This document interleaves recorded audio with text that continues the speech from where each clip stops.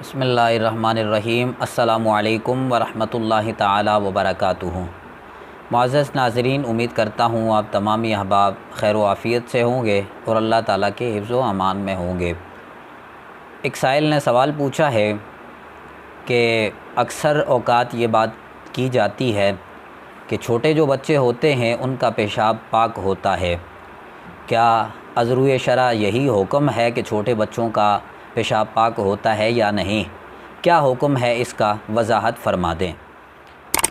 تو دیکھیں، اس میں پیشاب بڑوں کا ہو یا چھوٹوں کا ہو، یہ بالکل نجس چیز ہے اور ناپاک چیز ہے۔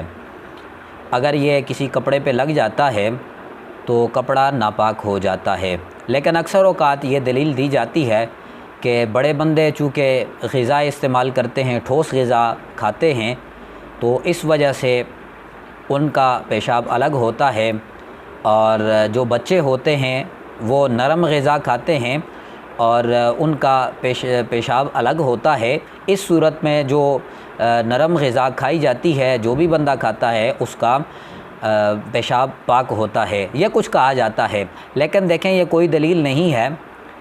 شریعت یہی بتاتی ہے کہ پیشاب کسی بھی طرح کا ہو اور کسی بھی عمر کے بندے کا ہو، وہ بچے کا ہو یا بڑے بندے کا ہو، اس میں کوئی اس طرح کی بات نہیں ہے۔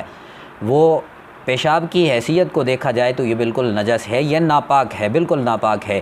یہ اگر کسی کپڑے پہ لگ جاتا ہے یا کسی جگہ پہ لگ جاتا ہے، وہ جگہ ناپاک ہو جاتی ہے، اور جب وہ جگہ ناپاک ہو جائے گی اور اس کے ناپاک ہونا اس بات کی دلیل ہے کہ یہ نجس ہے، یہ ناپاک ہے۔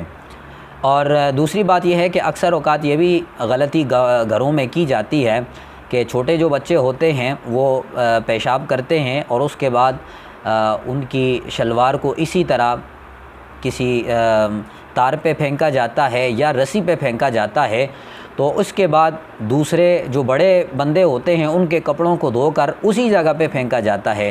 تو یہ احتیاط ضرور کی جائے، چونکہ وہ ناپاک چیز اگر اس رسی پہ لگے گی تو وہ بھی ناپاک ہو جائے گی۔ تو احتیاط یہی کرنی چاہیے کہ بندہ کپڑے دھوئے اور دھونے سے پہلے جہاں بچوں کے کپڑوں کو پھینکا جاتا ہے اس جگہ کو صاف کرے، پانی کے ساتھ دھوئے، اور اس کے بعد بڑوں کے کپڑوں کو وہاں رکھا جائے۔ جہاں تک رہی بات بچوں کے پیشاب کی کہ وہ پاک ہے یا ناپاک ہے، تو بالاتفاق ناپاک ہے، وہ بچے کا پیشاب ہو یا بڑوں کا پیشاب ہو۔